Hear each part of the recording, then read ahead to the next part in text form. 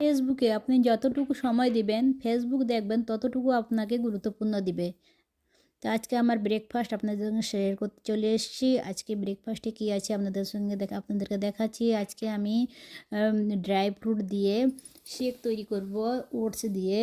তো এটা আজকে আমার খাওয়ার আছে। আমি রোজ ফল খাই।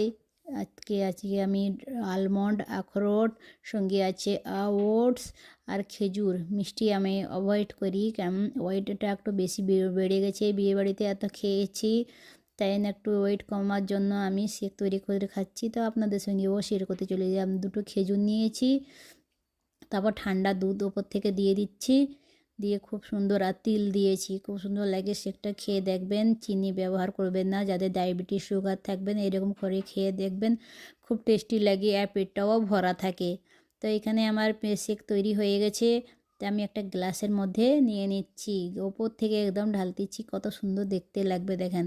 ওপর থেকে ঢাললে একটাও বুজবুজার মতো ফেনার মতো এসে, তো এটা দেখতেও খুব ভালো লাগে, খেতেও খুব সুন্দর, খেতে থেকে দেখতে ভালো লাগে, তাই না? তো এই যে আমার শেকটা ঢেলে নিয়েছি, উপর থেকে গার্নিশিং করার জন্য আমি তিল দিয়ে দিচ্ছি। তো এই শেক তৈরি হয়েছে, কেমন হয়েছে কমেন্ট করে জানাবেন। আল্লাহ হাফেজ, ভালো থাকবেন।